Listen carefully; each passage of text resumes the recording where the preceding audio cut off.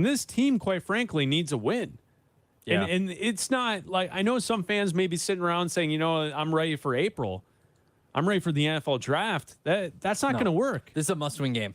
They got to win this game, and they got to find a way to piece together some positive momentum for the future for this team, for the coaching staff, for some of these players. Like, that's where I think the idea that they should just tank for the top draft pick. Like, listen, beat the Panthers. That's your top draft pick. The Panthers being bad is going to get you that top draft pick if you need to use it on a quarterback. Everything else should be focused on winning and winning in the future. And this team is in a spot where they need to win because of what the coaching staff is facing. If this coaching staff only wins 4 games, 5 games this season, they're going to be out. Yeah. You know, look at another team in the division. Minnesota has certainly been dealt a a crappy hand. They've been dealt a really bad hand in this season. Justin Jefferson has been injured for how many weeks? Over a month now, right? Best wide receiver in the game. He's been out. Kirk Cousins Was playing insane. is out for the season. Yeah. And what do? They find a way to coach up their group and win a football game on Sunday against the Falcons. That was impressive, what that happened there. Yeah. And I don't know if you know this. If you look at the standings, Minnesota's won 4 games in a row, including a game where they beat the 49ers. Yep. That's a coaching defense staff. is insane. Well, it's a good defense. It's a coaching staff that's getting it done. Yeah.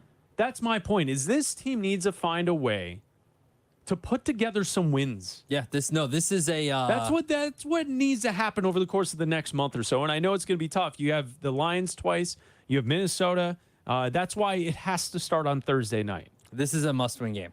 Must win. Absolutely must-win game for the Bears. You have to win this game. I don't care who's a quarterback. There's no excuses. This is the worst team in the NFL. I understand that the Cardinals are technically the number 1 worst team in the NFL because they have one more loss because the Panthers had a bye and the Cardinals haven't had one yet. I get that. But this is the worst team in the NFL. You saw Bryce Young throw 3 interceptions. There are just as many interceptions as Bagent did. Bryce Young was the first pick in the NFL. Bagent was playing D2 football last year. Bryce Young was trying to lead Alabama to a national championship game. Ultimately didn't get there, but still. Like, he was playing elite football through 3 interceptions last week. Like, there's too many guys on this team. I've said it 1,000 times, and I'll say it again. There's too many guys on this team that are going to be around next year. You've got Montez Sweat, who just came in. You've got 3/4 of the offensive line that's going to be here next year. You've got DJ Moore. You've got, guys that want to get paid, like Jalen Johnson, right? That want to be out there. TJ Edwards. I know Tremaine Edmonds isn't going to be out there. He didn't practice today. He's more than likely going to be out again. But there's too many guys out there that need to have good games for you to lose this game. You need this number 1 pick. So the only way to get that, I don't care if it hurts your record because your pick is whatever it is. The Panthers have a real shot at getting the number 1 pick. And the only way you help that is by beating them. Like, you have to win this game. This organization is supposed to be, we talked about it on Sunday, Chris, is the Bears organization, is this rebuild on schedule, ahead of schedule, or behind schedule? If you lose to the Panthers, the most behind schedule possible. Well, I think at this point they are behind. Like, this is one of those shows where they do a fixer-upper and you've got termites in the basement now and you've got to redo the whole foundation. Like, if they lose to the Panthers, that is rock bottom. I would say being 2-7 in year 2 of the rebuild, I think you're behind schedule. Oh, they're behind schedule, but if you lose to the Panthers, you're farther behind than I think all of us thought. Because last year, we hung our hat on the reason that this team would be able to turn it around would be, 1, the play of the quarterback was supposed to be improved in Justin Fields, and it's not.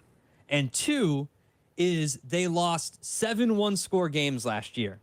Their losses this year are by 18 to Green Bay, 10 to Tampa Bay, 31 to Kansas City, and then they've had a couple. Then they lost by 17 points to New Orleans, or to the Chargers, and then a touchdown to New Orleans. They've had a couple close games.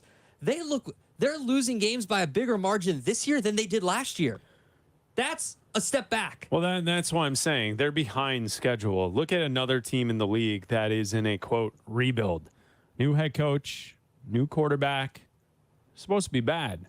The Houston Texans are 4-4 with a looks to be stud quarterback who just threw for the most rookie yardage in a game and 4 touchdowns to go along with it, including a touchdown at the end of the game on a drive where your team's losing. Yeah. You drive down the field, score a touchdown, you take the win, you snatch that win out of the jaws of defeat. I mean, the Houston Texans are a team that are playing for their coach and they're making progress. They're making forward progress. The Bears are not doing that. And I think that's why you say that they're behind schedule at this point in the rebuild. Don't give me they don't have enough talent.